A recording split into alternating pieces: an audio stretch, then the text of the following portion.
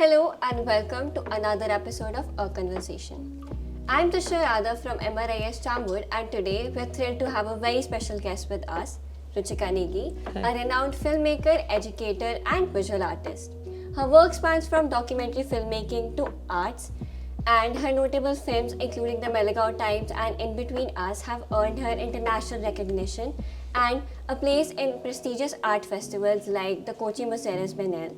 She also leads the Learning Lab at the Third Eye, that is a platform that encourages potential learning through collaboration with grassroots organizations. Let's dive into Ruchika's journey, her creative process, and the powerful stories she's telling through her films. Welcome to Our Conversation, ma'am. So, your films often address the complex social issues like the caste and gender. So, how do you come up with these ideas, and how do you approach them in your storytelling? I think any artist sort of decides to work on something because it's something that they connect to at a certain level. So I've made several films, I'm an old woman now. So my films actually are not just about caste and gender, they've also looked at culture. But broadly, I think I'm interested in the idea of politics. I'm very interested in how do we look at the idea of how do we practice our politics in our everyday life. Those are the things that draw me, and I think my subjects come from there. In Between Us, you collaborated with Rajkumari Prajapati, a social activist. So how did this collaboration affect the film's production and its narratives? So you've done your homework, I'm very impressed. Rajkumari and I actually, when you were reading the bio, when you were talking about, I'm a part of something called the Learning Lab. Which is, like you said, it's a part of a feminist think tank, which is called the Third Eye. And in the lab, the idea really is that you work with people who are typically not seen as producers of knowledge, so people who are on the margins, people who do social in the social sector, people whom you typically don't look for in terms of art makers. To work with them through processes of learning and to create work and, again, a certain kind of a language. So Rajkumari was a student of mine actually. She was a mentee of mine. So linked with this, can you share your experience at leading the Learning Lab at the Third Eye? And also, how does this program integrates your arts and pedagogy? Very good questions. I'm very impressed. You will do well in life. You said to talk about the lab, right? Yeah. Okay. So the lab, like I said, it's basically grassroots, looking at arts. How do you make art something which is useful in your everyday life? So typically when we think of art and artist, we think of, these very sort of gallery, market, big money. But what would happen if you were to integrate artistic practices as a part of your everyday living? What does it excite you to make? What are the possibilities that emerge? So I think those are the things that the lab brings onto the table. And I find it very exciting because I think I often teach.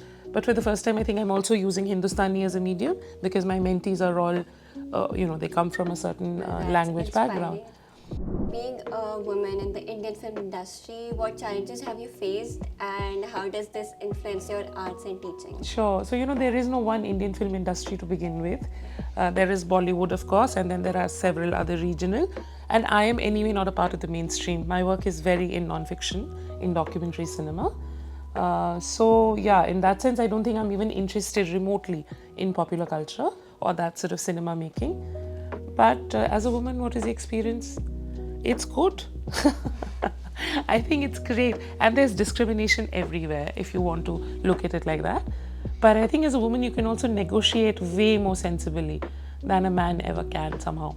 So I think you also get away with a lot. How do you balance your work with activism and creativity in your work? Oh God, I don't. It's very hard to. So you're always working constantly. But I think what happens when you kids grow up, you'll also know. After a while, I think if you enjoy doing what you do, it all sort of mixes up together. So your friends are your colleagues, are your, people you hang out with. And so it becomes one big fluid sort of an experience. So it's not so bad.